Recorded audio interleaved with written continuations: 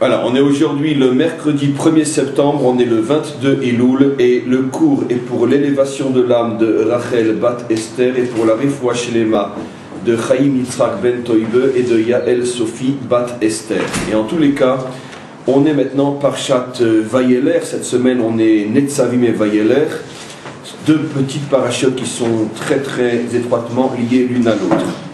Et dans Parshat Vayeler, on a quelque chose de tout à fait surprenant qui se produit.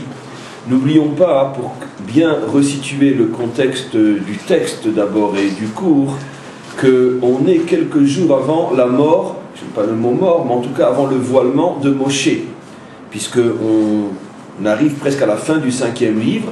Dans 3 parachiotes on a fini, il nous reste Vayeler, Azinu, Zot Abracha. Dans 3 semaines c'est fini, 3 semaines pour nous, mais quelques jours pour Moshe.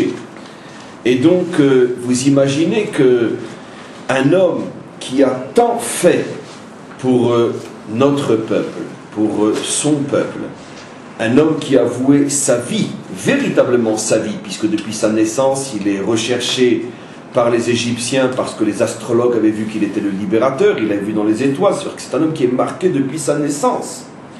Depuis sa naissance, il est finalement entraîné dans une mission qui le dépasse dans un premier temps et qu'après il va assumer à la perfection, bien que pendant un certain temps il a essayé de la refuser. J'imagine qu'il devait imaginer l'ampleur de la responsabilité, mais un homme qui depuis l'âge de 3 mois est mis dans une corbeille, et depuis l'âge de 3 mois et bien avant déjà, sait qu'il aura une vie qui sera entièrement consacrée à ce et à son peuple. Et donc c'est un homme qui a vécu des moments très très difficiles, la séparation de ses parents, la fuite de l'Égypte, l'exil, son propre exil, et puis bien sûr, Acharon Chaviv, le plus difficile de sa vie, c'est ces 40 dernières années où il doit affronter Pharaon, sortir Israël d'Égypte et supporter, en même temps que préparer, parfaire le Ham Israël à rentrer en Eretz Israël. Et on peut dire que sa mission, il l'a menée à bien. Et on imagine, on le sait, l'amour profond, inimaginable que cet homme éprouve, bien sûr, pour Dieu et la Torah, mais peut-être même au-dessus de tout pour le peuple juif. Et tout ça pour vous dire, après l'avoir expliqué de manière un petit peu pathétique, que vous imaginez qu'un homme comme lui, après toute une vie consacrée à ce peuple, dans les derniers instants, avant la séparation, on s'attend à ce qu'il ait des paroles extrêmement encourageantes, des paroles qui renforcent, des paroles qui, d'une certaine manière, réveillent l'espoir, l'optimisme. Eh bien, on va être surpris de voir que non. Que les dernières paroles, ce n'est pas vraiment les dernières, puisque finalement les dernières paroles de Moshe sont Zot Abracha, c'est une bénédiction, bien que là-bas aussi il reprend certaines notions que l'on va voir aujourd'hui. Mais en tous les cas, parmi les dernières paroles de Moshe, il y a ce texte-là de Parshat Vayeler qui est extrêmement surprenant, où il reprend, il se fait l'écho de ce qu'il entend d'abord d'Hachem lui-même et qu'il s'empresse d'aller retransmettre à Israël avec, malgré tout, comme je vais vous le montrer, des nuances très très importantes. Mais en tous les cas, dans un premier temps, on va d'abord voir qu'est-ce que Dieu lui annonce et qu'est-ce que Moshe annonce après à Israël. Et comme je le dis déjà depuis quelques minutes, c'est très très surprenant. On ne s'attendait pas à ce que ça fasse partie des dernières paroles que ce père, que ce maître, que ce dirigeant adresse à ses enfants. Alors regardez, on est tout au début de Parshat Vayeler, et d'abord regardons ce que Dieu dit à Moshe. Verset 16.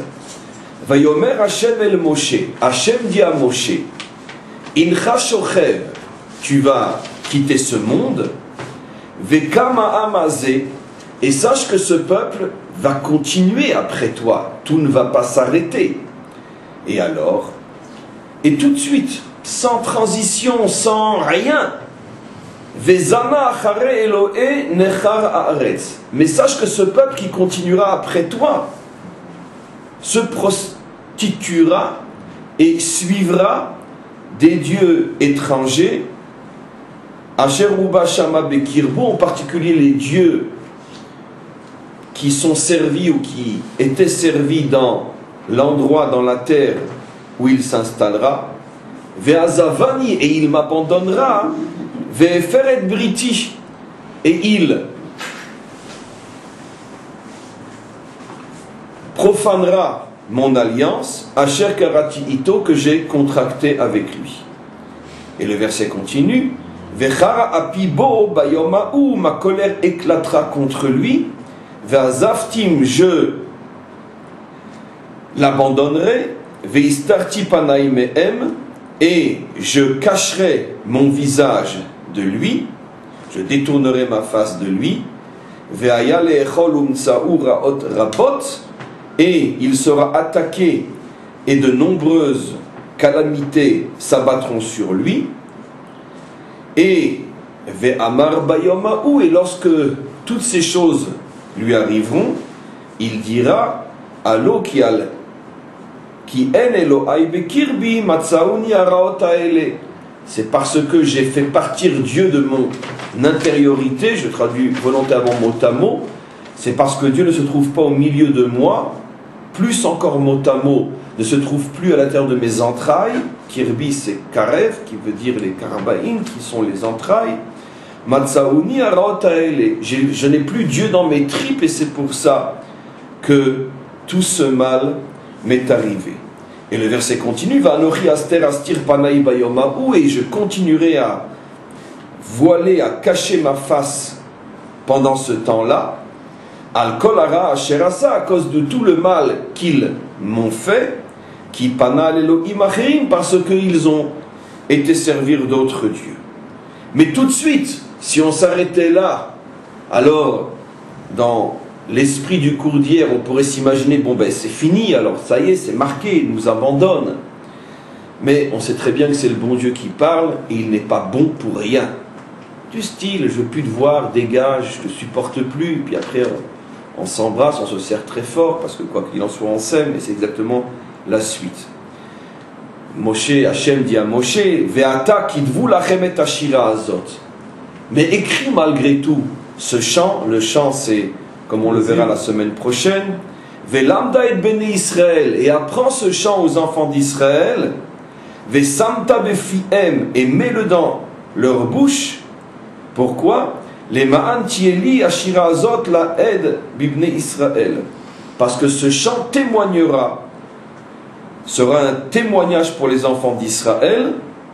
Et je continue encore un verset, je suis obligé, qui avienu el adama asher nishbati la avotav.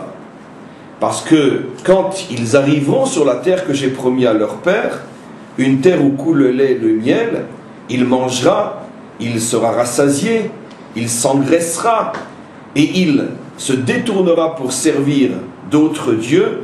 Ils me mettront en colère et ils transgresseront mon alliance. Et malgré tout, je voulais arriver à ce passage-là dans le verset 21, écris ce chant et transmets-le aux enfants d'Israël. Et voici maintenant le verset important, Ki lo tishachar mi pi zar'o, car malgré tout, ce chant ne sera jamais oublié dans toutes les générations à venir. Ce qui veut dire que la Torah, Dieu nous prévient qu'effectivement ça va mal se passer, il y aura des tsarot, il y aura des souffrances, mais ce chant, Parshat Ha'azinu, que nous allons lire la semaine prochaine, qui sera lu de génération en génération, est le témoignage vivant qu'il n'y aura pas d'oubli. Que quoi qu'il en soit, comme on l'a vu hier, je les ramènerai sur leur terre, etc., etc. En tous les cas, ce qui nous intéresse aujourd'hui, c'est le phénomène tout à fait surprenant. Vous imaginez un homme qui s'est toute sa vie donné sans limite pour préparer ce peuple à rentrer sur sa terre et à rester attaché à Dieu, même si cet homme n'est pas naïf, même si cet homme lui-même, ne serait-ce que le cours d'hier, a prévenu Israël de ce qui allait se passer, mais jamais d'une manière, on pourrait dire, affirmative. Écoutez-moi bien la différence. Vous n'avez plus tous les textes devant les yeux. C'est pour ça que j'insiste sur ce que j'explique maintenant. On n'a pas attendu ce passage-là pour savoir qu'il y aurait une possibilité qu'Israël se détourne et que malgré tout, malgré toutes les catastrophes et les souffrances, il y a une promesse qu'il reviendra. Mais jamais, jamais, jamais, jamais ça a été dit d'une manière affirmative. Sache que voilà ce qui va se passer. Ici, le verset ne laisse pas de place au doute. Ce n'est pas qu'on met deux possibilités devant quelqu'un, sache que si tu vas à gauche c'est la malédiction, sache que si tu vas à droite c'est la bénédiction, je te demande d'aller à droite, c'est généralement le discours qui est tenu dans la Torah, et sache que si tu vas à gauche tu auras telle ou telle souffrance, mais de toute façon sache que quoi qu'il en soit, en fin de compte je te ramènerai. Ça c'est le discours classique dans toutes les parachiotes de la Torah. Dans Parshat Vayeler on assiste à quelque chose de nouveau, où là, Dieu dit clairement, sans la moindre possibilité que ça ne se réalise pas, Dieu dit clairement, voilà ce qui va se passer. Sache que dès que tu ne seras plus là, ils vont rentrer sur leur terre, ils vont s'engraisser, ils vont manger, etc. Ils vont m'oublier, et il leur arrivera telle chose, etc. etc. D'abord de la part d'Hachem, apparemment c'est maladroit. Ça ne se fait pas. Moshe a maintenant d'autres choses à entendre, surtout après toute une vie où il y a cru, où il a tout fait pour, il a autre chose à entendre que finalement, c'est un échec. Puisque finalement, qu'est-ce qu'il s'entend dire? Ça va pas durer longtemps ton truc, Moshe. Rien que tu vas te voiler et paf, ils vont m'abandonner. Mais alors pourquoi 120 ans d'une vie donnée à construire un peuple qui de toute manière, sans qu'il y ait le moindre doute possible, va se détourner d'Hachem? Alors c'est vrai, bien sûr, tu me promets en même temps que de toute façon, ce chant sera le témoin vivant de génération en génération de ce qu'il n'y aura jamais d'oubli et que finalement ils reviendront. Mais je n'ai pas besoin de l'entendre maintenant. Je le sais, je ne suis pas naïf, encore une fois. Mais c'est mieux de le présenter avec des nuances, de le présenter d'une manière qui suppose que ça peut peut-être ne pas se passer. En plus, quelques minutes, quelques jours avant que je meure, tu es en train, au lieu de me récompenser, au lieu de me dire « Merci Moshe pour tout ce que tu as fait, tu m'as ramené mon peuple, tu m'as ramené mes enfants, je te promets qu'on va tout faire, toi et ceux qui viendront, moi pardon, et ceux qui viendront après toi, pour... le garder ce peuple, pour que ce que tu as semé puisse être récolté. Non. Sache Moshe que de toute façon ne te fais aucune illusion. Dès que tu rentres à la maison, tu vas voir ce qui va se passer. Le chat n'est plus là, les souris dansent. C'est comme ça qu'on parle. Donc vous me direz, ça c'est le bon Dieu, il a tous les droits. Et on sait que le bon Dieu sait surprendre quand il le veut et prendre des directions qui sont complètement au-delà de la logique humaine. J'ouvre juste une parenthèse.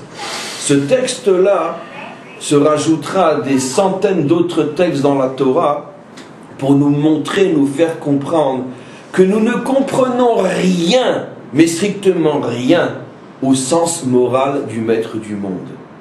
Et combien se trompent, et combien sont dans l'erreur, et parfois une erreur meurtrière, ceux qui s'amusent à définir la moralité de Dieu. Il est bon, il est amour, il est justice, il est vérité, et patati et patata. Tu projettes ton nombril sur le maître du monde. Pourquoi? Ce genre de texte nous montre qu'on ne comprend rien à la définition morale telle qu'elle est au niveau du divin. Parce que franchement, dans notre monde à nous, selon notre sens moral, quand tu vois un homme qui toute sa vie s'est fatigué pour une cause, et qu'il s'est surpassé et a fait le maximum, au moment où tu dois faire le bilan, tu lui dis de toute façon, sache que ça n'a servi à rien, c'est comme ça qu'on parle, c'est moral, c'est poli. Donc vous voyez bien que le bon Dieu n'est pas si bon qu'on le pense, ou plutôt il n'est pas bon comme nous le pensons, car bien évidemment il est bon. Mais c'est nous qui n'avons rien compris, ni qui ne comprendrons jamais rien à ce qu'est la véritable morale. Ce genre de texte doit suffire pour nous faire comprendre et nous mettre en garde. Fais attention si tu t'amuses à projeter ta morale nombrilaire sur le maître du monde. Parce qu'il est complètement au-dessus de tout ce que tu peux comprendre. Car nous ne comprenons pas, mais nous sommes en même temps sûrs qu'il est bon. Donc on voit bien que les mécanismes divins ne correspondent en rien à ce qu'on nous apprend à l'école, à ce que notre père et notre mère nous a dit, et à ce que même nos maîtres et nos enseignants nous ont demandé et nous ont enseigné. Car aucun maître au monde n'enseignera à son élève une attitude telle que prend le maître du monde. En tous les cas, je ferme la parenthèse car on a énormément de choses à voir aujourd'hui. Si Dieu nous prête la force. Alors, ça c'est Dieu au maître du monde. Dieu, pardon, à Moshe. Bon, à la rigueur, je viens de soulever qu'on n'a pas compris, mais je viens de soulever le fait que sauf c'est le maître du monde. Il fait ce qu'il veut, on ne le comprend pas. Mais maintenant, vous allez être stupéfait de voir que Moshe va faire exactement la même chose que le maître du monde. La différence, c'est que lui va s'adresser aux enfants d'Israël. Et là, c'est Moshe. C'est plus le maître du monde. C'est un humain, quoi qu'il en soit. Et donc, pourquoi tu parles comme ça? Ça se fait pas. Regardez. On descend au verset 28. J'aurais pu le prendre un petit peu avant, mais c'est pas grave. Non, verset 27. Regardez ce que dit Moshe aux enfants d'Israël. Il rassemble tout le monde, il leur dit: Ki anochi adati et meriecha. Je sais combien tu es un peuple rebelle. Vetorpecha kasha. Je sais combien tu as la nuque raide. Hen beodeni chayimachem. Allez, j'ai vécu suffisamment de temps avec vous. Hayom memeri maïtem, et j'ai vu toutes vos révoltes. Imachem contre Dieu. Ve'af ki acharemoti. J'imagine ce qui va se passer quand je serai plus là. Attends, c'est comme ça qu'on parle. C'est comme ça qu'on parle. Mais dis-moi, s'il est tellement nul que ça, ce peuple, fous-le à la poubelle, change de peuple, c'est tout. Prends le bon Dieu par la main et en chercher un autre. Le monde est suffisamment grand. Vous comprenez? De quoi on parle ici? On se fout de qui ici? Et il continue, Moshe, c'est pas fini. Il continue et il dit: Akilu elayet kol zikne shiftechem. Je veux que vous me rassembliez maintenant tous les anciens du peuple. Veshotrechem. Ve'adabra beoznem. Et je vais maintenant leur dire quelque chose que je veux qu'ils rendent clairement dans leurs oreilles. Ah, il va nous faire des recommandations, il va nous dire qu'il nous aime, c'est la grande séparation pathétique entre le plus grand de tous les maîtres et ses enfants. Non, mais vous croyez? Vous allez voir. Et qu'est-ce qu'il leur dit? On arrive à la fin de la paracha, très courte. Et je veux prendre à témoin le ciel et la terre. Ki adati acharemoti. Car je sais qu'après ma mort, ki ashret tashritun. Vous vous corromprez. Ah, c'est plus maintenant le langage encore du cours d'hier ou du cours d'avant. J'ai mis devant vous deux chemins, choisissez le bon, car si vous choisissez le mauvais, ce que j'expliquais, non. Il leur dit clairement: je sais ce qui va se passer. Après ma mort, vous vous corromprez. Et vous vous écarterez du chemin que je vous ai ordonné. Et il vous arrivera une catastrophe à la fin de l'histoire. Tiens, pourquoi à la fin? Je ne vais pas tout expliquer maintenant, on a 2 jours, aujourd'hui et demain. Et je sais que vous ferez le mal aux yeux d'Hachem, et vous l'énerverez avec votre comportement. Eh bien, chapeau Moshe. Qu'est-ce qui se passe? Tu parles comme le maître du monde, tu es au niveau du maître du monde pour parler comme ça. Qu'est-ce qui se passe? Pourquoi le maître du monde parle comme ça? Alors, il faut comprendre la chose suivante. Ici, la Torah, comme je l'ai expliqué des centaines de fois, et c'est pour ça que ce genre de texte n'est que véritablement vers la fin. Jusqu'à présent, on était beaucoup plus nuancé. Et si, et fais attention, choisis le bon côté. Tandis que là on est formel, je relis le verset, qui a dati achare moti, qui a shret ashritoun. Mais Ribonosham, quand vous lisez un verset comme ça, vous devez avoir des frissons. Mais de quel droit? Mais non, mais le libre arbitre. Ne me dis pas, prophétie, je veux exactement que quelqu'un le dise pour que je puisse le démonter. Surtout pas. Surtout pas. C'est le fondement même de toute la Torah qui s'écroule dans ce verset. Mais depuis quand un prophète nous annonce avec certitude qu'on va faire le mal? Mais c'est de la folie pure ce verset. Tu prends ce verset et tu détruis toute la Torah, toute la foi, tout et tout et tout et tout et tout.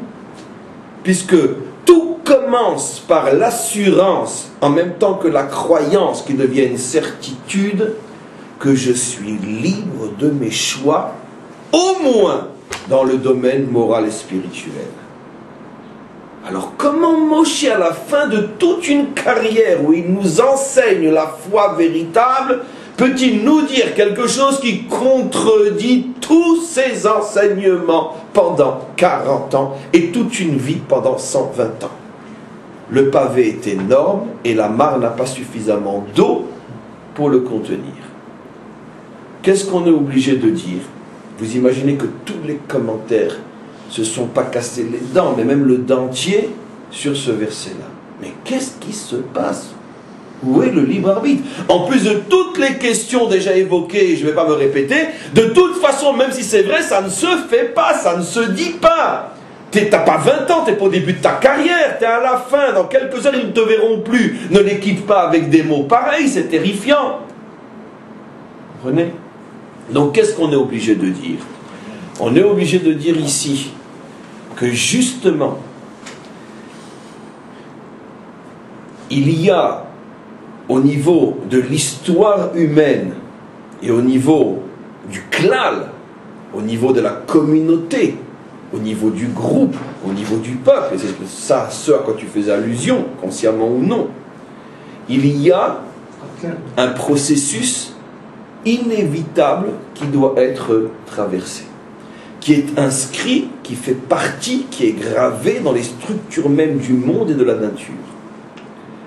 J'ai donné dans un autre cours hier un exemple dans un autre domaine, mais qu'on peut appliquer aussi à ce domaine-là, en apportant aussi d'autres exemples. On voit par exemple que dans ce monde, tout ce qui naît, tout ce qui apparaît, tout ce qui se dévoile, pour devenir même plus tard quelque chose d'extrêmement bien, malgré tout les débuts sont toujours très très loin de ce que la chose va devenir. Et des fois à l'inverse, à l'extrême opposé. Donnons l'exemple d'un savant, donnons l'exemple d'un génie. Lorsqu'il était dans le ventre de sa mère, ou même lorsqu'il est né et qu'il était encore un nourrisson, il faisait ses besoins sur lui et il vomissait sur lui, et comme n'importe quel autre enfant. Il avait un comportement, il avait une attitude qui était à des années-lumière de la lumière qu'il va devenir. Mes amis, ce n'est pas honteux de dire que même Moshe Rabbeinu, sa mère lui changeait ses couches et il se faisait ses excréments sur lui. Le grand Moshe Rabbeinu. Oui. Même la plus belle femme du monde a été un jour un tétard dans le ventre de sa mère, car il y a un moment où l'embryon ressemble à un tétard, donc quelque chose de pas beau du tout. Même le plus bel arbre du monde a d'abord été une graine qui est en train de pourrir dans le sol.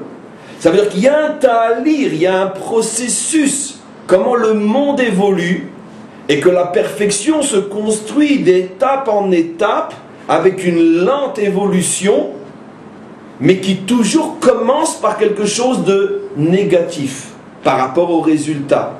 Et pourquoi le maître du monde a prévu ce processus? Pourquoi le maître du monde n'a pas fait que celui qui devrait devenir Einstein serait déjà intelligent dans le ventre de sa mère? Ça serait pour des dieux, non? Pourquoi n'a-t-il pas fait que si quelqu'un va être beau, fort, intelligent, ça soit déjà visible dès la naissance? Pourquoi?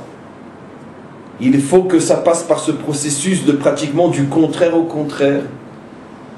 Pourquoi? Alors, encore une fois, parce qu'il y a, d'abord je dis de manière globale, mais que tu as dit quelque chose, il y a un processus fondamental que Dieu a inscrit dans son monde. La perfection s'acquiert, mais elle n'est jamais donnée. Ça veut dire qu'il y a une évolution lente vers le bien, mais jamais le bien se trouve au départ. Et donc automatiquement, si je comprends ça, je peux apprendre des lois de la nature, parce que nous n'avons pour l'instant évoqué que des lois de la nature. Je peux comprendre et ne plus être surpris si j'ai intégré cette notion. Je peux comprendre que dans ma propre vie aussi, tous les commencements vont être difficiles. Tous les vrais commencements vont être difficiles. Une vie de couple commence difficilement. Une vie professionnelle commence difficilement. Et ainsi de suite. Une vie spirituelle, n'en parlons pas. Pourquoi ? Parce qu'au moment où tu commences ta vie professionnelle, tu es encore comme un embryon dans la matrice de la réussite. Et cette matrice est en train de te créer. Et pour l'instant, tu es un affreux tétard qui ne ressemble à rien. Et ça prendra du temps. Exactement de la même manière, Dieu a prévu que dans le mécanisme de progression, d'évolution vers la perfection, il y a toujours une période, écoutez bien ce que je dis, toujours un moment, une ou des périodes de chute. L'ascension vers la perfection n'est jamais une ascension, ça veut dire une linéaire dans l'ascension, jamais, ni même linéaire horizontale. Toute ascension, toute évolution est toujours parsemée de chutes. Ça fait partie intégrante des lois de la nature. Donnons un exemple simple. Les saisons. Un arbre a poussé, il porte des fleurs et des fruits magnifiques. Arrive l'hiver et tout tombe. Donnons dans la vie d'un homme. Un homme est en bonne santé, il est fort, travailleur, plein d'énergie. Mais c'est évident que dans son évolution en tant qu'homme, il va y avoir des moments de fatigue, des moments de maladie, des moments de chute. Pourquoi ? Parce qu'il y a une usure, il y a une fatigue. C'est jamais linéaire, c'est jamais tout le temps, c'est de mieux en mieux. Bien que j'ai expliqué qu'on va vers du mieux en mieux quand on suit le bon chemin, mais dans cette progression vers le mieux en mieux, il y a nécessairement, c'est inscrit dans les lois de la nature, il y a nécessairement des chutes. L'exemple le plus évident, c'est le cycle du temps.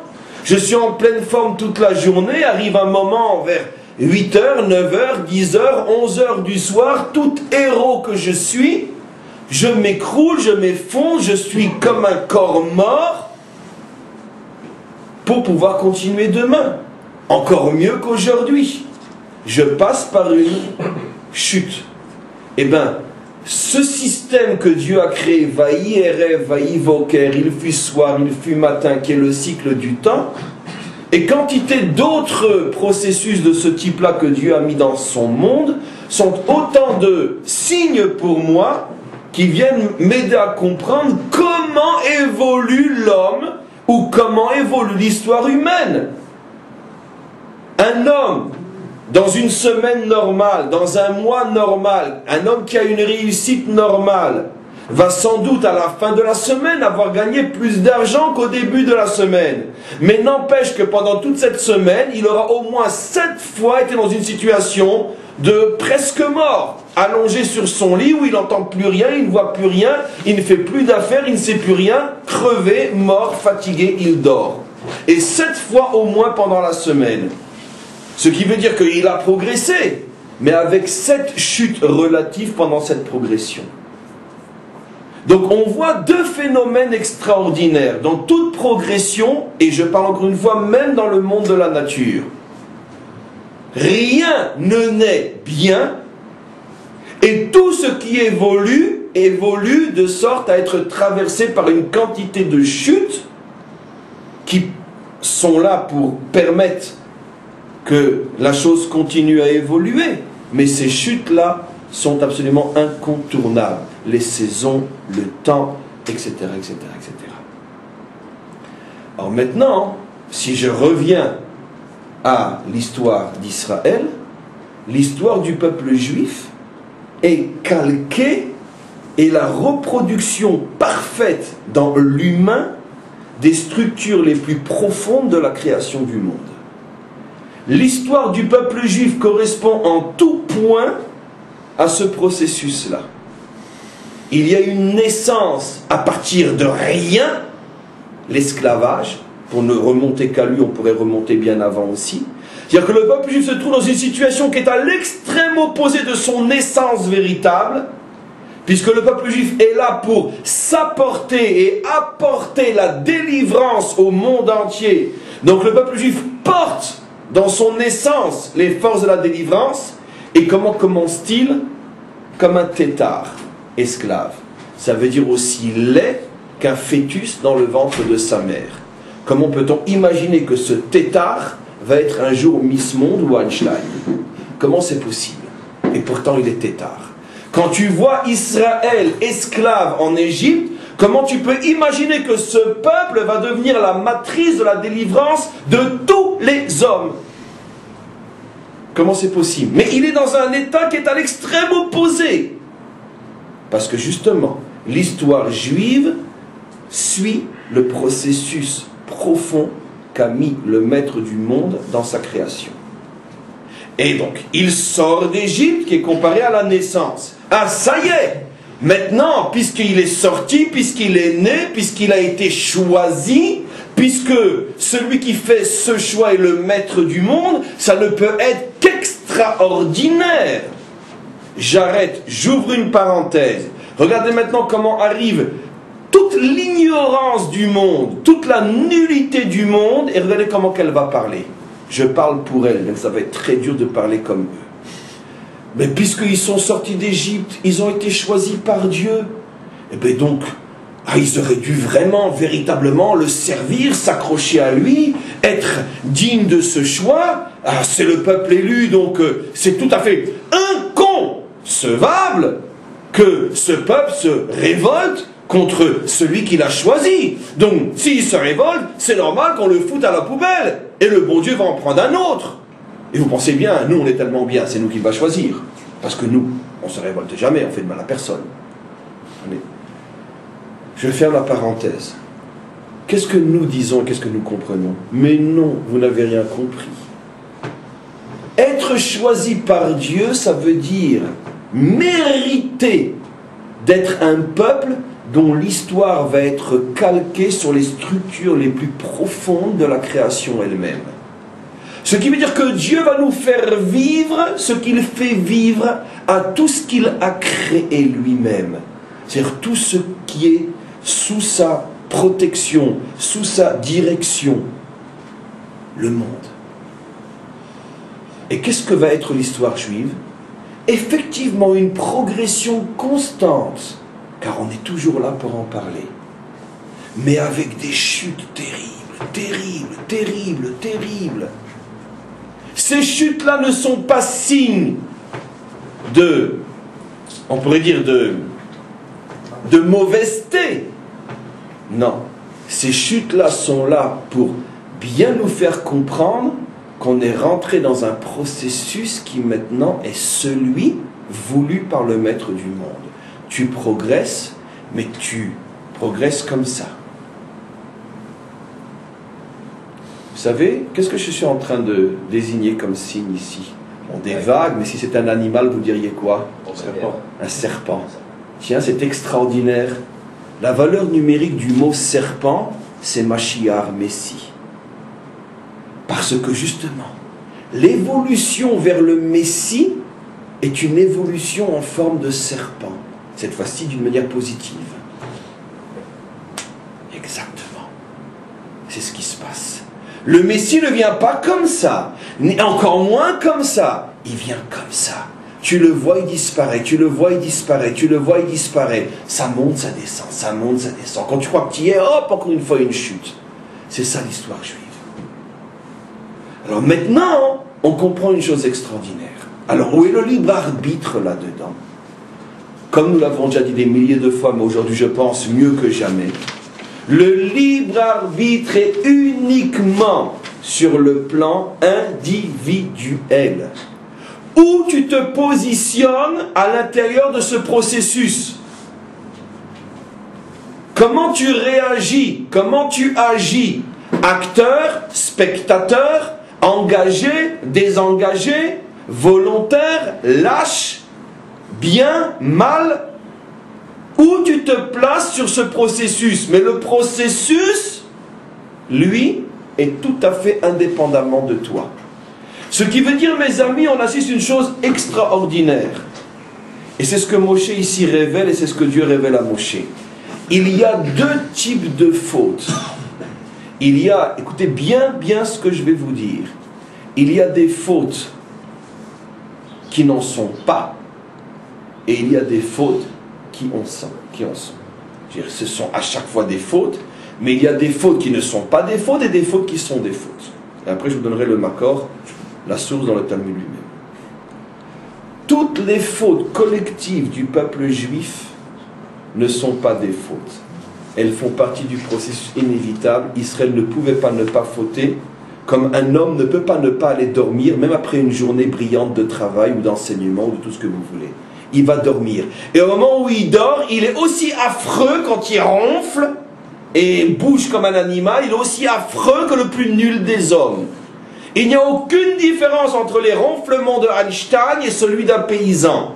Il n'y a non plus aucune différence entre les ronflements du Baal Shem Tov, je vais me faire rentrer dedans, c'est pas grave, et ceux du plus nul des hommes. Quand on ronfle, et on a l'air d'être un animal. Et si vous pensez que le Baal Shem Tov ne ronflait pas, alors changez de religion. Vous comprenez? C'est clair. Pourquoi? Parce que ça fait partie de la vie. Aussi grand que tu es, il y a des moments où tu redescends. Et c'est ça la garantie, et maintenant je reviens à ce que tu dis, bien qu'il y a d'autres raisons à cela, mais ça c'est entre autres la garantie, le garde-fou, pour empêcher toutes les déviations meurtrières de toutes les religions qui confondent entre le Créateur et la créature. Chez nous, il n'y a pas de risque qu'on confonde. Parce qu'avec le franc-parler de nos maîtres, il n'y a pas de risque qu'on se prenne pour le bon Dieu. C'est impossible. Vous comprenez? Voilà.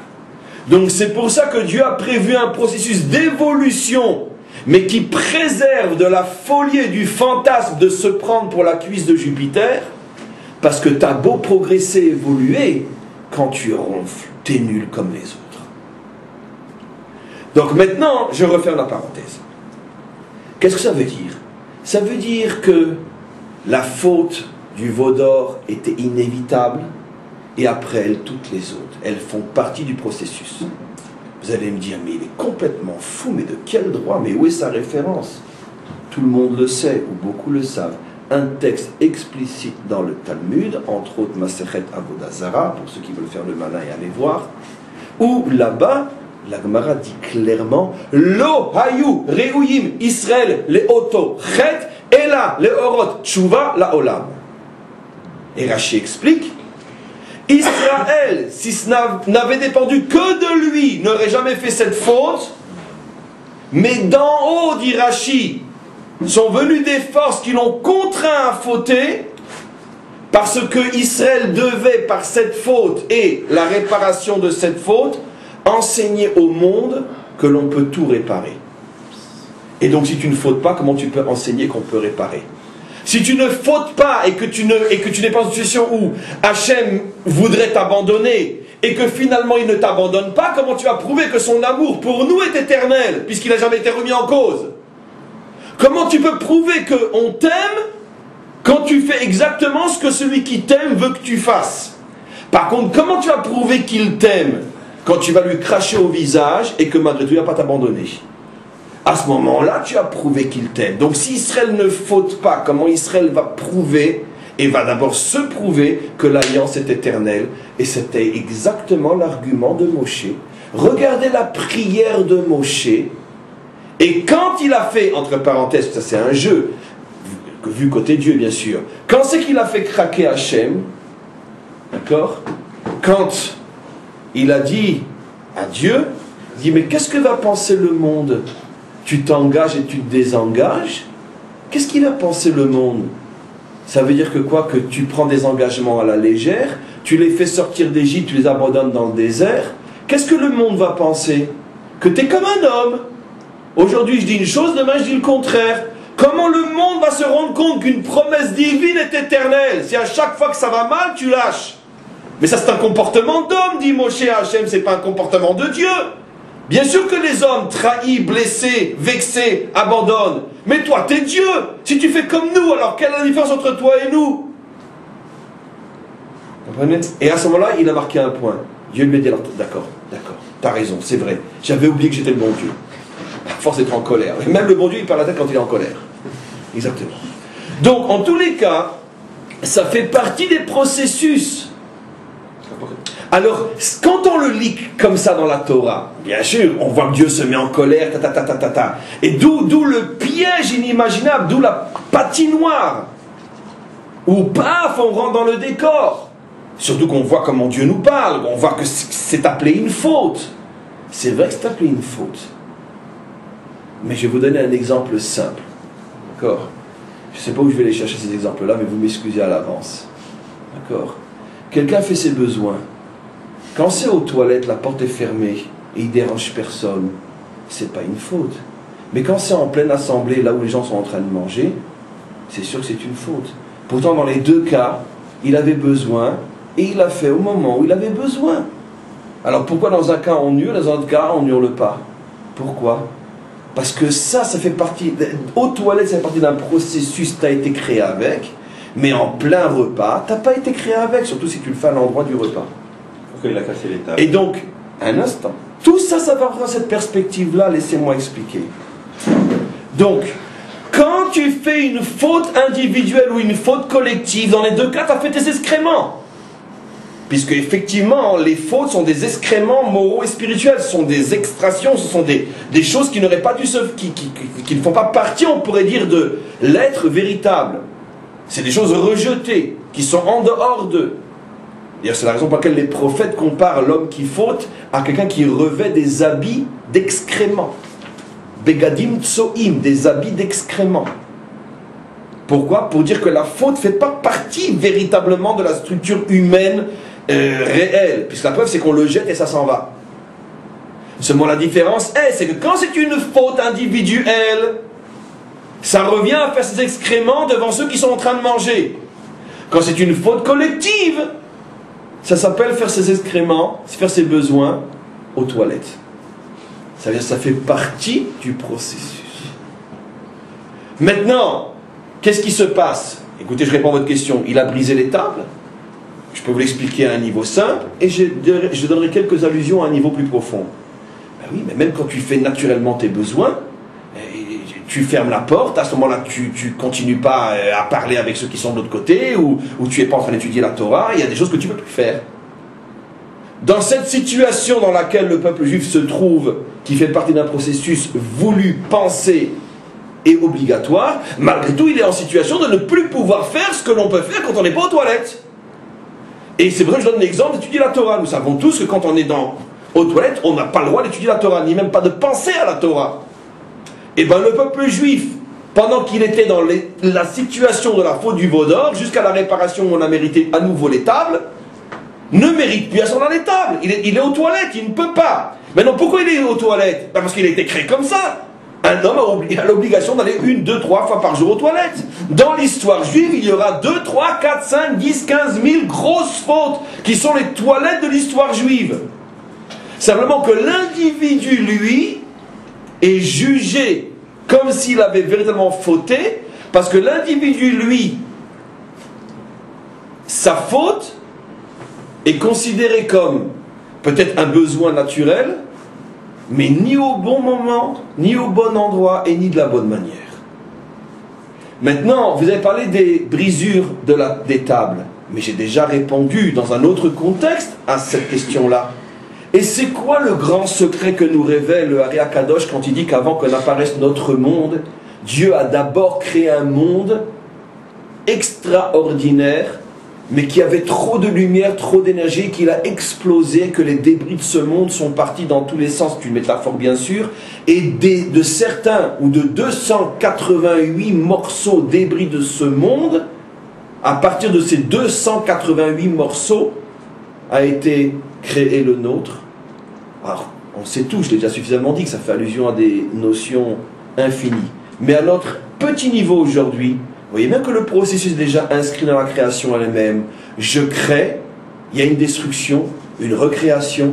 Mais si le principe a existé une fois, et voulu par le maître du monde, car à cette époque-là, il n'y a encore pas d'homme qui faute, ça veut dire que ça fait partie des structures. C'est-à-dire qu'à partir du moment où Dieu a choisi de construire notre monde à partir des débris d'un autre, ça veut dire qu'il a inscrit un processus vivant et permanent dans la création elle-même. Tout ce qui existe est précédé d'une chute. Ma journée d'aujourd'hui et la vôtre est précédée d'un profond sommeil d'il y a quelques heures seulement. Où à ce moment-là, on était tous complètement dans un état d'inaction totale et absolue. Et c'est ce qui nous permet d'être comme nous le sommes maintenant. Pour les nations aussi, c'est valable, excusez-moi. Comment? Pour les nations aussi, c'est valable. Pour Israël. Alors, pour les nations, bien évidemment, on pourrait dire que c'est valable, puisque les nations font partie de ce monde. Mais comment tu expliques que pour les nations, on ne voit que c'est pas si valable que ça, puisqu'il y a une évolution, mais chez eux, la nuit n'est pas tellement un moment où l'on dort, c'est plutôt une mort où on disparaît. Où sont les Byzantins? Où sont les Assyriens? Où sont les Babyloniens? Où sont les Grecs? Où sont les Romains? Où sont-ils? Ah, les Romains sont là, heureusement pour nous que non. Ils sont là. C'est les Italiens. Et tu penses qu'un Italien est un Romain? Je pense que tu as lu comme moi Astérix dans les toilettes. Et donc, je ne pense pas que... Et les Romains sont les Italiens. Par contre, je mets moi les tefilines aujourd'hui, comme Moshe mettait les tefilines. Je mange kasher moi aujourd'hui, comme Moshe mangeait kasher. Je considère Jérusalem comme ma capitale, comme David Ameller a dit que c'était notre capitale. Je prends dans quelques jours les Arba Minim comme il y a 3000 ans, mes pères les prenaient. Et aujourd'hui, mes valeurs, mes aspirations, mon avenir est exactement le même que les aspirations et l'avenir de mes pères il y a 3000 ans. Rien n'a changé. C'est pas du tout la même comparaison. Les Italiens, bien sûr qu'au départ, ils descendent des Romains. Mais la civilisation italienne, si on peut parler de civilisation, n'a plus rien à voir avec les aspirations, les définitions, les valeurs de la civilisation romaine. Bien évidemment, donnons un exemple mieux encore. La Torah parle d'un des plus grands, d'un des plus beaux, d'un des plus, on pourrait dire, flattés par les maîtres d'Israël eux-mêmes, d'une des plus belles civilisations antiques qui est flattée même dans le Talmud. Tu sais c'est quoi cette civilisation? Les Perses. Dis-moi, les Iraniens chiites aujourd'hui, ils ont à voir avec les Perses. Tu sais qu'il y a une petite minorité de quelques milliers ou centaines de milliers d'Iraniens qui se réclament de l'ancienne civilisation perse. Tu sais ce qu'on leur fait quand on les attrape? Tu sais ce qui leur arrive quand ils sont attrapés? Parce que c'est considéré par la majorité écrasante aujourd'hui comme une idolâtrie, comme une hérésie inimaginable. On est fiers d'affirmer jusqu'à se battre et à mettre à mort ceux qui osent se réclamer aujourd'hui de la civilisation perse. Donc c'est bien un exemple concret, comme quoi sur le même territoire, et pourtant on est des descendants biologiques, mais il y a un renoncement, une déconnexion totale sur le plan religieux, moral, philosophique, au niveau des aspirations, etc., etc. Et des exemples comme celui-là, l'Europe chrétienne, qu'est-ce qu'elle était il y a 2500 ans? Elle était païenne et barbare. Donc va dire aujourd'hui à un Français catholique il fait partie de la même civilisation que les barbares qui croyaient en 1000 dieux ou en 100 000 dieux, etc. Au contraire, il va te dire, je suis fier d'appartenir à ceux qui ont détruit cette civilisation. Nous n'avons pas détruit la nôtre grâce à Dieu. Donc c'est évident que ça ne fonctionne pas du tout de la même manière, parce que chez nous, il y a des chutes, il y a des catastrophes, mais on continue. Tandis que les autres nations sans rentrer maintenant dans les détails plus sophistiqués, mais très globalement, les autres nations suivent un chemin très différent. Il y a peut-être une ressemblance au niveau du commencement, car effectivement, même les autres nations commencent très souvent, je viens de donner le cas des barbares, des païens et du français d'aujourd'hui, donc même eux commencent très très bas, mais par contre, on a une règle qui malheureusement se répète constamment dans l'histoire. Toute civilisation autre que la nôtre finit à un moment donné par être remplacée par une autre et disparaître en tant que message, en tant que civilisation. Donc c'est une question de temps. 2000 ans, 400 ans, 3000 ans, peu importe. Mais jusqu'à présent, ce principe s'est vérifié à 100% dans l'histoire. Il ne reste pas une seule civilisation antique aujourd'hui sur Terre. Alors, oui. Pour revenir à Israël, puisque on était parti de ce que vous avez expliqué, est-ce qu'il est un peu dérangeant dans toute cette explication sur le fait que c'est les structures de la nature, c'est les structures objectives du monde et qu'Israël n'y dérange pas? Ça, c'est, on peut dire, Mitzido vu de son côté, puisque finalement Moshe, quand il s'exprime, comme vous disiez, il donne la parole de Dieu ou l'explication de Dieu sur ce qui va se passer. C'est Mitzido, de telle sorte que je sais pas si... Je comprends parfaitement ce que vous dites, mais c'est extraordinairement juste. Parce que du point de vue de l'homme, par exemple, la faute des explorateurs, ce qui me gêne dans ce genre de vision, quand on ne la détaille pas, c'est que moi je me souviens d'une discussion que j'avais eue avec des gens hyper haredi français qui disaient que c'était très bien qu'il y ait les fautes des explorateurs parce que Israël n'était pas prêt, que Dieu il savait ce qu'il faisait et qu'il aurait été impensable qu'Israël rentre dans sa terre trop tôt et donc c'était non pas la fatalité mais c'était comme ça que ça devait se faire. Et face à ça, évidemment, on est surpris parce que c'est Mitzido. Et puis en plus, alors la question peut-être plus concrète par rapport aux explorateurs. Laissez-moi répondre. Attendez, juste pratique. Vous avez expliqué, on sait grâce au texte et aux expressions que vous avez données, que la faute des explorateurs, elle était la faute en fait, et pas seulement des Nessirim, des princes, mais surtout de la Héda, c'est-à-dire ce que Rachi appelle les Batédites, c'est-à-dire tous les rabbins, toute la direction spirituelle de l'époque qui a décourager le peuple. Il y a bien là une instance où il y a une responsabilité individuelle qui a provoqué une faute collective, mais il y a eu faute. Alors, vous touchez le fond du problème.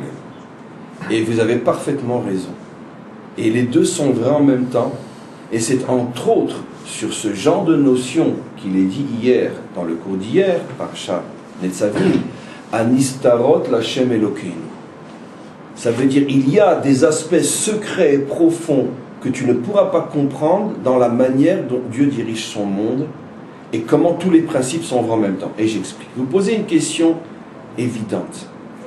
Que Dieu ait prévu un mécanisme de montée, de descente, de journée, de nuit, de pleine activité, de sommeil, c'est clair. Mais dans le feu de l'histoire, les explorateurs qui fautent, ils ont bien fauté. Ceux qui ont construit de leurs propres mains et se sont mis à danser autour du veau, c'est clair qu'eux vivent ça comme une faute. Alors les deux sont vrais en même temps. Et pourquoi? Parce que même si c'est une faute collective, chacun de ceux qui fautent, au moment où il faute, lui il se perçoit comme quoi? Comme un individu. Il ne se perçoit pas comme étant le peuple juif. Ça veut dire qu'il y a ici effectivement une superposition extrêmement complexe et inexplicable. Simplement que nous connaissons le mécanisme, mais nous ne pouvons pas l'expliquer. Il n'y a que celui qui le voit, vu côté Dieu, qui le comprend. Et je vais vous expliquer tout de suite quelque chose de très très important. Où c'est vrai que la faute du Vaudor étant une faute collective, ou la faute des explorateurs étant une faute collective, c'est vrai qu'elle fait partie d'un mécanisme, d'un processus qui était inévitable.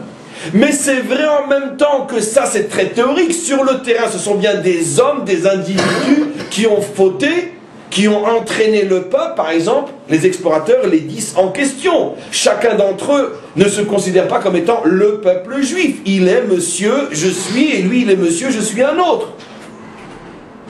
Donc ça veut dire quoi? Ça veut dire que même au moment où la faute est collective et donc nécessaire, elle est collective vue côté Dieu. mais vue côté acteur, elle est perçue comme un choix personnel. Ça veut dire que l'acteur qui fait partie de cette communauté qui faute, lui ne se perçoit pas comme étant noyé dans la collectivité, il se perçoit comme étant l'individu qui décide de fauter. Et c'est pour ça qu'il pourra, en tant qu'individu, être jugé et puni comme un individu qui a fauté. Bien que... Comment ? Pourquoi il a puni le peuple après la faute d'espoir? Parce que la perception, encore une fois la question est juste, parce qu'encore une fois la perception de chacun des membres de ce peuple qui faute est une perception individuelle. C'est-à-dire que Dieu ne nous permet pas de percevoir la faute comme lui la perçoit. Ça veut dire c'est comme si à un certain moment il y a une superposition de deux visions, la vision divine et la vision humaine, et l'homme est jugé en fonction de sa propre vision à lui, pas en fonction d'une vision qui de toute façon le dépasse et il ne comprend pas. On touche ici, mes amis, de toute façon, on est sur une patinoire, on est tous partis dans le décor. Si j'avais su, je ne serais pas venu, comme disait le petit, j'ai vu. J'aurais pas vu. Mais en tous les cas, tant pis, on ne peut pas toujours choisir ce qu'on va dire, surtout quand c'est la vérité, et des fois on est contraint de la dire. J'avoue, je dis, je redis, la notion est extrêmement complexe, et peut-être que ceux qui réécouteront ce cours, pourront méditer pendant des années encore sur ce qui est dit maintenant. J'avoue, je le dis, ça fait partie d'une des notions les plus complexes, les plus profondes de l'existence. Je disais que j'allais vous dire quelque chose. Ce problème, entre autres, c'est ce quelque chose en question, a été abordé par le Rambam, Maïmonide. Il a posé plusieurs fois ce problème qui le hantait. Mais comment c'est possible? Alors on a le libre arbitre, on n'a pas le libre arbitre. Et l'une des preuves qu'il rapporte, c'est ce texte-là. Mais comment Moshe peut-il affirmer qu'on va fauter? Mais il est en train de foutre en l'air tout le principe du libre arbitre. Moshe lui-même qui nous l'a donné, ce principe. Et il explique ce que j'ai expliqué. C'est entre autres l'une des plus grandes sources de secours. Il dit la chose suivante. Que au niveau collectif, il était prévu que la nation passe par telle ou telle ou telle faute. Et il donne même un exemple. De la même manière que quelqu'un peut affirmer sans la moindre hésitation, c'est l'exemple qu'il donne, que cet hiver, il y aura plusieurs milliers de personnes qui vont être grippées. Mais ce qu'il ne peut pas affirmer, c'est lesquelles vont être grippées. Cet exemple est simple, il est merveilleux. Il dit voilà, quand je dis cet hiver, il y aura plusieurs milliers de cas de grippe, je peux l'affirmer sans la moindre nuance, car c'est absolument inévitable. Qui sera grippé, personne ne le sait. Et il revient maintenant sur la Torah, il dit, quand Moshe dit, vous fauterez, c'est comme s'il disait, cet hiver, il y aura des grippes. Qui sera grippé, on n'en sait rien, ça c'est le choix de chacun. Tous les commentaires voient ce Rambam, et il lui saute dessus. Il dit, mais t'es fou! Comment tu peux comparer la grippe de cet hiver avec la faute? La grippe, ça fait partie des lois de la nature, pas la faute. Et tout le monde répond à ceux qui ont sauté sur le Rambam, c'est ça là, le génie de notre sagesse, c'est une question qu'on amène une autre, et une autre, et une autre, et une autre. Et donc ceux qui n'ont pas compris le Rambam, qui demandent au Rambam, mais t'as perdu la tête, comment tu peux comparer une maladie, une grippe avec une faute collective? Et ceux qui viennent sauver le Rambam, et qui bien sûr, c'est le Rambam qui a raison, disent, mais vous n'avez rien compris? Oui, le Rambam est en train de vous révéler ce que je dis aujourd'hui depuis 1 heure, que les fautes collectives sont comme une grippe. Elles sont nécessaires. Ah, alors c'est comme ça. Alors pourquoi chacun d'entre eux, ceux de cette collectivité qui ont fauté, sont-ils punis? Parce que eux se perçoivent comme des individus qui fautent, non comme une collectivité qui faute. Parce que personne d'entre nous se considère comme étant tout le peuple juif. Moi je me considère comme Tartompion Nécoudin. Donc je suis Tartompion qui faute. Et même si je sais qu'il y en a 1000 autres comme moi, ou 100 000 autres comme moi, ou 2 millions d'autres comme moi qui fautent, moi je reste Tartompion. Et au moment où je faute, je ne dis pas 2 millions de Tartompions sont en train de fauter. Je dis Tartompion faute. Tartompion a fauté, tu payes. De là, j'ouvre une parenthèse ô combien importante de cette explication, l'impossibilité pour un soldat, pour un homme, pour que ce soit de dire, moi j'ai suivi la nation. Ça n'existe pas. Si on peut mettre le doigt sur une faute, tu as beau dire la nation, tu as beau dire les ordres, on s'en fout. Toi, quand tu as fauté, tu n'étais pas la nation, tu étais le soldat, le caporal, X et Y, Nekuda. Tu ne peux jamais te réfugier derrière la nation, parce que toi, au moment où tu fautes, tu te perçois, tu te ressens comme un individu, non comme une nation. Et tu as beau jeu maintenant de dire les ordres, en vérité non. Quand tu as tiré et que tu as tué l'enfant, c'est toi qui as tué l'enfant, c'est pas la nation. Donc c'est extrêmement subtil, on pourra en parler pendant des siècles. Ni vous, ni moi, ni personne, jusqu'au Mashiach, ne pourra résoudre ce problème. Je sais que c'est absolument résolvable. Je sais qu'on ne pourra jamais, mais jamais exprimer clairement, sans réfutation possible, la solution à ce problème qui est posé ici. Pourquoi est-ce que le collectif doit automatiquement passer par du négatif? Mais j'ai bien expliqué, c'est l'expression du monde. Ça pourrait être par du positif. Alors Dieu aurait pu très bien créer un monde dans lequel on est Einstein, on est Miss Monde. Il aurait pu créer un monde dans lequel, si j'ai la pêche et j'ai envie de travailler, je ne vais jamais dormir. C'est ce que vous êtes en train de dire. Donc, s'il y a une question... Ah non, mais non. On voit que j'ai été très lent et très construit dans mon cours. C'est vrai que j'ai expliqué que ça fait partie des règles du monde. Si vous posez une question, alors c'est pourquoi il a voulu un monde comme ça. Il vous a devancé, il a répondu. Pourquoi? Entre autres, parce que c'est une goutte de l'océan comme réponse. Entre autres, parce que si les hommes avaient la possibilité de faire des sans fautes, ils se prendraient pour le bon Dieu. Parce que même déjà avec toute leur nullité, ils se prennent pour le bon Dieu. Alors imaginez-vous s'ils fautaient jamais. Donc ne serait-ce que cette réponse, elle est bonne en soi. Qui mieux que le Créateur sait tous les fantasmes qu'il y a dans un homme? Donc il a préservé l'homme qui veut se préserver. Il l'a préservé de ce fantasme en lui montrant tous les jours à quel point il est nul quand il va aux toilettes, quand il ronfle, quand il rote, etc. Pour dire arrête, tu vas quand même pas te prendre pour moi quand même. Maintenant, il y en a qui marient tout leur eau et toutes leurs toilettes se prennent pour le bon Dieu, c'est leur problème. Mais au moins, le maître du monde nous aide à ne pas déraper. Donc ça, maintenant, encore une fois, je reviens maintenant sur le fond du problème. Vos questions sont justes, mes explications sont justes. Ce que dit le Rambam est juste, ce que ses détracteurs est juste aussi. Simplement, il faut comprendre la chose suivante. Prenons maintenant un petit peu de recul.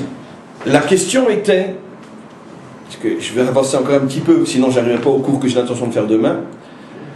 La question était, comment Moshe peut-il, quelques heures avant sa mort, annoncer à ses enfants, vous allez fauter? Comment Dieu peut-il d'abord dire à Moshe qui va bientôt maintenant devoir quitter ce monde, donc au moment où on fait le bilan de toute une vie, comment peut-il lui dire, t'as raté, ça sert à rien, ils vont tous m'abandonner? La réponse est que mais non, mais de la question elle-même on a la réponse. Au contraire, ce qu'annonce Dieu à Moshe et ce qu'annonce Moshe à Dieu est la plus belle, la plus grande des choses qu'il pouvait leur annoncer. Écoutez maintenant, vous prenez bien votre chaise, vous me laissez aller jusqu'au bout. Dieu a donné à Moshe et Moshe à Israël le plus grand de tous les cadeaux à ce moment-là. Comment? Mais parce que qu'est-ce que Dieu dit à Moshe? Qu'est-ce que Moshe dit à Israël? Mais vous savez maintenant, j'ai réussi, dit Dieu à Moshe, à faire de toi, dit Dieu à Moshe, et Moshe à Israël, à faire de vous. Nous avons réussi à insérer ce peuple à l'intérieur des structures immuables de la création. Ne vous inquiétez pas, mes enfants. Lorsque vous fauterez, chez vous la faute, c'est comme la nuit. Elle est suivie d'un jour. Lorsque vous fauterez, ne vous inquiétez pas. La faute chez vous, c'est comme une saison. L'hiver est toujours suivi d'un printemps. C'est-à-dire que, oui, d'un côté vous fauterez, mais oui, d'un autre côté, vous survivrez à la faute. Et c'est pour ça que cette révélation se fait au même moment où Dieu révèle la Shira, ce fameux chant, qui est le témoignage qui l'otishachar, que vous ne l'oublierez jamais. Et maintenant vous comprenez pourquoi Moshe dit je prends à témoin le ciel et la terre. Et vous comprenez maintenant pourquoi dès dimanche la Shira Azinu commence par écoute ciel et terre. Et Rashi explique pourquoi. dans Parshat Nitzavim, il explique pourquoi il est dans Parshat Azinu. Parce que Israël est comme le ciel et la terre. De la même manière que le ciel et la terre ne disparaîtront pas, Israël ne disparaîtra pas. Rachid dans Parshat Nitzavim, en préparation à Parshat Béler, dit encore mieux que ça. L'histoire d'Israël, dit Rachid, tout mon cours aujourd'hui c'est un Rambam et un Rachid. Le premier Rachid Nitzavim, Rachid dit, l'histoire d'Israël est comme l'histoire d'une journée de 24 heures. Jour et nuit, jour et nuit, jour et nuit. Mais après chaque nuit, il y a un jour. Et c'est ça ce que Moshe enseigne. Parce que si Moshe est en train maintenant de se faire l'apôtre du diable, en disant je viens vous annoncer les catastrophes, mais ça serait terrible. Mais non, il ne vient pas annoncer les catastrophes. Il vient annoncer à son peuple, ne vous inquiétez pas. Lorsque vous partirez dormir, n'ayez pas peur. Vous vous réveillerez le lendemain matin. Chose qu'on ne peut plus dire sur les Byzantins, qu'on ne peut plus dire sur les Babyloniens, et qu'on ne peut pas dire non plus sur les Perses. Eux, quand ils sont partis dormir, ils ne se sont pas réveillés. Pourquoi? Parce qu'ils n'ont pas eu ce cadeau. Ce cadeau qui leur garantit, qui leur promet qu'ils sont inscrits dans un processus éternel placé au cœur même de la création par le Maître du monde. Ça, c'est ce qui a marqué ici. Donc, vous voyez, c'est quelque chose qui, encore une fois, mais je dis bien, ce texte-là est un des plus grands pièges de toute la Torah. Ça avait commencé déjà avec Comment? Abraham. Quand Dieu avait Abraham, que son peuple, ses enfants iront en Égypte et tout ça, c'était le même principe. Prédestiné. C'est-à-dire, répète, quand il avait annoncé que sache que... qu'il aurait une descendance et tout ce qu'il a promis à Abraham et qu'ils finiront en Égypte, en exil. Tu as raison. Malgré tout avec une différence. Mais tu as parfaitement raison. D'abord, tu nous rappelles quelque chose qu'on aurait dû se rappeler nous-mêmes, c'est qu'effectivement, ce processus-là fait partie des premières révélations faites par l'intermédiaire d'Abraham à notre nation. Puisque je répète ce qu'il a dit, c'est exactement ce que Dieu avait dit à Abraham avant même la naissance de Yitzhak. Donc c'est dire combien ça fait partie du processus. Sache que tu auras une descendance qui descendra en Égypte, et de là elle reviendra, ils sortiront avec une grande richesse, et ils auront cette terre, je leur ai promis. Donc on voit bien que Dieu est en train d'écrire un processus d'une naissance, d'une chute et d'une remontée. D'accord? Bravo, merci beaucoup pour la référence. Et on est donc obligé de convenir, et c'est vraiment la cerise du gâteau ce qu'on est en train de dire maintenant, grâce à toi, que finalement vous voyez bien que le processus n'a rien à voir avec une sanction, une punition, puisqu'à cette époque-là, quand Dieu révèle ce principe à Abraham, Yitzhak n'est pas encore né, personne n'a encore fauté. Donc vous voyez bien que le processus n'a rien à voir avec la faute. La chute, la descente est inscrite dans la création elle-même. Donc d'abord merci. Malgré tout, tant qu'on ne l'a pas vraiment vécu, tant qu'on n'a pas vraiment fauté, tant qu'on n'a pas vraiment mis le maître du monde en colère et à deux doigts de tout lâcher, ça reste théorique. Là, le peuple juif l'a expérimenté. Et il se rend compte effectivement que c'est vrai. Parce que là, c'est le peuple juif après 40 ans de révolte dans le désert. Là, c'est le peuple juif après le veau d'or, après les explorateurs, après les 10 révoltes dans le désert, après 10 bonnes occasions de se voir abandonner, allez vous faire voir, j'en ai marre de vous, je ne vous supporte plus. Et malgré tout, ça continue. À ce moment-là, vient Moshe et dit, d'une certaine manière, ce que tu as dit. Vous voyez bien, ce mécanisme qui était au départ une prophétie, une promesse, mais qui prouve que véritablement ce mécanisme va descendre et va devenir notre manière de vivre. Mais vous voyez, vous êtes les témoins vivants que tout ce que Dieu a promis à Abraham, eh bien, ça se réalise dans votre existence. Puisque comme on le sait, les 40 ans d'Israël dans le désert sont le symbole, le microcosme de toute l'histoire juive en exil, comme on le sait, nos maîtres l'expliquent. Et toutes les révoltes dans le désert sont autant de symboles de toutes les révoltes d'Israël pendant les millénaires d'exil. Et de la même manière que eux ont traversé le désert vivant en tant que nation et sont rentrés en Eretz Israël, c'est un symbole, une préfiguration pour nous de notre traversée finale de l'exil et de notre réinstallation sur notre terre. Donc effectivement, ce mécanisme avait déjà été prédit, promis, prophétisé, mais il a été expérimenté, vécu par Moshe et sa génération, comme symbole pour toutes les autres générations. Donc encore une fois, il n'y a rien de choquant dans ce que Dieu annonce à Moshe. Il n'y a rien de choquant dans ce que Moshe annonce à Israël avec une telle certitude apparemment révoltante, parce qu'encore une fois, il ne faut pas voir ça avec les yeux de l'extériorité, mais il faut le voir et le comprendre avec les yeux de l'intériorité. C'est un véritable cadeau d'un Dieu que Moshe donne à son peuple. Je vous promets que vous traverserez l'histoire comme le temps traverse l'histoire, comme les saisons traversent l'histoire, et les arbres ne se mettent pas à hurler et à paniquer lorsqu'ils voient tous leurs fruits et tous leurs feuilles tomber. La terre ne panique pas lorsqu'elle se voit recouverte de givre et plus rien ne pousse. L'homme ne panique pas lorsqu'il voit la nuit venir et il doit aller dormir. Il est confiant, il sait qu'il se réveillera le lendemain matin. Vous aussi, mon peuple, malgré toutes les fautes et toutes les erreurs que la nation commettra, sachez que ça fait partie d'un processus, n'ayez pas peur, vous vous en sortirez.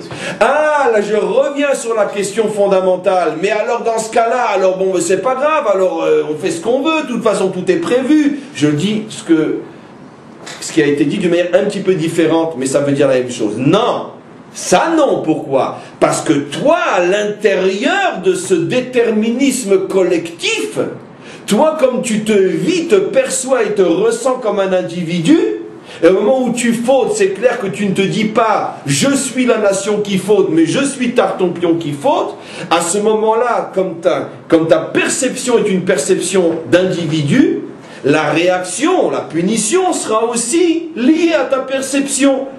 Alors maintenant, comment les deux sont possibles? Puisque d'un côté, vu côté Dieu, c'est collectif, vu côté acteur, homme, c'est individuel. Sur ça, j'ai répondu, nous n'avons pas la réponse à cette question aujourd'hui. C'est entre autres sur ce genre de questions que le verset d'hier disait « Anistarot Lashem Elokeinu ». Il y a des mystères que l'intelligence humaine ne peut pas encore percer pour l'instant. Oui. Est-ce que des fois on peut être dans une période de nuit et en fin de compte être méritant, c'est-à-dire c'est pas lié forcément, et des fois dans une période, par exemple j'explique la Shoah, on n'a pas forcément fait une faute, mais c'était programmé, peut-être on avait des mérites à cette époque-là, c'était inversé. La terre d'Israël ça pouvait être le contraire, on l'a eu, on n'avait pas de mérite. Est-ce que tout peut être inversé? Et avoir un cadeau alors qu'on n'est pas méritant, et avoir une punition alors qu'on a Je vais vite te répondre à cette très bonne question, parce qu'aujourd'hui il y a pas mal de questions et je voudrais les honorer. Sache que absolument oui. L'histoire collective n'a strictement rien à voir avec nos mérites. Par exemple, tu parles d'Eretz Israël, on l'a lu explicitement dans Parsha, je crois, Ekev, où Dieu nous dit « Ne vous dites pas que c'est par vos mérites que je vous donne cette terre, parce que ce n'est pas par vos mérites, je traduis en toutes lettres, ce n'est pas par vos mérites, qui l'obetit katecha, ce n'est pas par tes mérites que Hachem te donne cette terre, mais parce qu'est arrivé le moment d'accomplir la promesse faite au Père. » Donc un exemple classique d'un bien qui nous est donné, mais qui n'est pas la relation de cause à effet par rapport à nos mérites. De la même manière absolument, il y a des fois des catastrophes qui s'abattent sur nous qui n'ont rien à voir avec nos fautes, entre autres la Shoah, ou entre autres le Rabbi parmi des centaines d'autres a affirmé que ce n'est pas à cause de nos fautes, que même si Dieu avait chargé le Satan de faire la Shoah, il n'aurait pas su le faire, et ça fait partie des mystères incompréhensibles de la Hanaga Elokit, pour le dire en hébreu car c'est très joli de le dire, en français c'est pas joli, de la providence divine, ça fait partie des mystères de la providence divine, de ce qu'elle veut, de ce qu'elle fait, de ce qu'elle attend et où elle va. Et nous des fois on subit sans ne plus rien comprendre. Mais c'est clair que c'est pas à cause de nos fautes.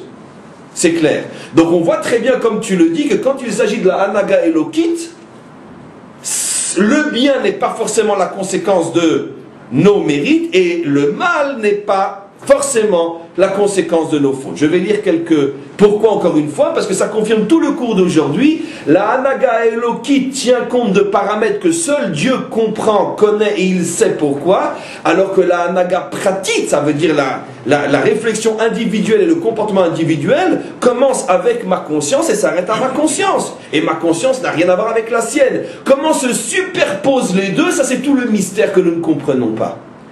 On va voir quelques questions ici. Et bon, on voit qu'on est écouté en Hollande. Et on continue.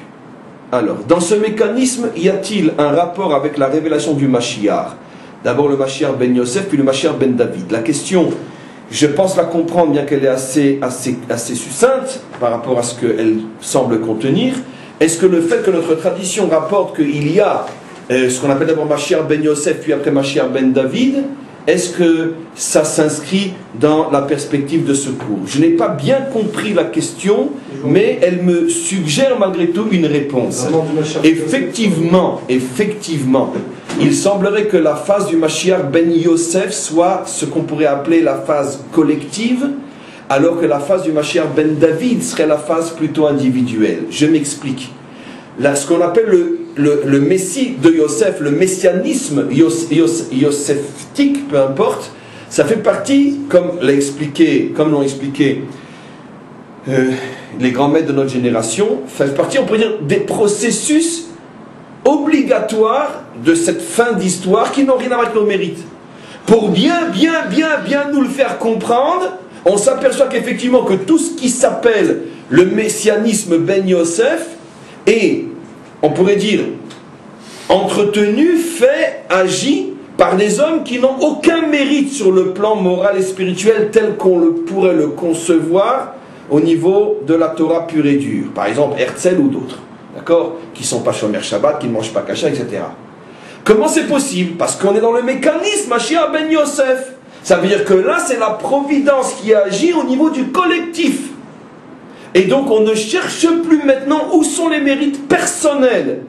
Et ça va tellement loin que même l'acteur principal pourrait être quelqu'un qui n'a aucun mérite personnel au regard de la Torah pure et dure. Et il est pris pour servir d'instrument à une providence qui, elle, s'intéresse pour l'instant au collectif. Par contre, la fin de ce processus qui s'appelle Mashiach ben David, pour qu'on arrive véritablement et définitivement à la délivrance, pour ça il faut que chacun d'entre nous, en tant qu'individu, ou au moins la majorité d'entre nous, se soit pris en main et soit revenu à son identité juive authentique telle qu'elle est définie par la Torah pure et dure. Donc effectivement, si c'est ce que suggérait la question, effectivement, nos maîtres ont prévu donc un ta'alir, un processus en 2 temps, où d'abord il y a une délivrance collective qui ne dépend pas de nos mérites, et après, la fin de cette délivrance, qui est la véritable délivrance, qui elle au contraire dépendra de nos mérites. C'est clair que le Mashiach ben David ne peut pas se lever dans une situation où la majorité d'Israël ne fait pas Shabbat, ça c'est clair. Qui peut imaginer le contraire? D'où tout le bilboul inimaginable et toutes les marloquettes entre nous, entre les uns et les autres. Parce qu'on ne connaît pas ces clés. Il y en a qui n'attendent que, et qui ne pensent qu'il n'y aura que la délivrance du type David, et il y en a qui se suffisent et qui se complaisent dans une délivrance du type Yosef. Comprenez? Ça veut dire, bon, ça suffit d'être en Israël, on s'en fout même si on vit comme un, etc. Et d'autres qui disent, tant que tout le monde ne fait pas Shabbat, il ne faut pas espérer la délivrance. Les deux se trompent, lamentablement. Pourquoi? Parce qu'il y a un processus décrit par le cours d'aujourd'hui ou exprimé par nos maîtres dans cette fameuse appellation de Mashiach ben David et Mashiach ben Yosef. On continue. Encore quelques questions. Une dernière question, ou encore une ou deux questions. Par le même mécanisme, le pardon de Yom Kippour est collectif, mais aussi individuel, teshuva personnel. Très bonne remarque. On s'aperçoit effectivement que Yom Kippour est effectivement le symbole parfait, entre autres. Il y en a d'autres symboles de ce qu'on a expliqué. On sait très bien que c'est le jour du pardon qui concerne tout Israël, mais d'un autre côté, à l'intérieur de ce pardon collectif qui me prend en charge d'une certaine manière, même si je ne suis pas trop au courant de ce qui se passe, malgré tout, j'ai besoin d'avoir un minimum d'action. Et j'explique, parce qu'il y a énormément derrière cette question. Vous savez que les maîtres affirment dans le Talmud qu'effectivement, si quelqu'un fait Kippour, ça veut dire il ne mange pas Kippour, il ne travaille pas Kippour, il fait Kippour. Même s'il ne fait pas le bilan de ses fautes et qu'il ne s'engage pas à changer, s'il a jeûné à Kippour et qu'il a respecté la sainteté du jour, même s'il n'a aucun bilan réel en tant qu'individu, aucune prise en charge morale et spirituelle en tant qu'individu, malgré tout, le jour de Kippour le purifie de ses fautes. C'est donc bien la preuve que l'action de Kippour est une action du type collectif. Il y a une purification de la nation à Kippour, et à partir du moment où tu t'es raccroché à cette purification par le fait que tu te mets dedans, c'est-à-dire que tu fais ce qu'on te demande, il y a une purification. Et pourtant, j'ai pas du tout l'intention de faire tes choux. Mais vous savez, la vérité, aujourd'hui, je jeûne, mais Shabbat prochain, je prends la voiture. Mais oui, c'est le cas, malheureusement, de la majorité. Et pourtant, il y a oui réparation, il y a oui purification. La preuve en est. Merci pour la question. Bravo pour la réponse. La preuve en est que Kippour fait partie de ce genre de processus où il y a une lumière collective. Maintenant, c'est sûr que plus l'individu va y mettre aussi du sien, et plus il va profiter de cette lumière. Donnons un exemple simple. On est au mois d'août, plein soleil dehors. Si tu ouvres grand la fenêtre, toute la lumière rentre, tu mets des rideaux un peu moins, tu fermes les volets, presque rien. Mais la lumière est quand même là. Donc comment tu te situes par rapport à cette lumière de Kippour? Ça, c'est ton choix personnel. On continue. Encore une question.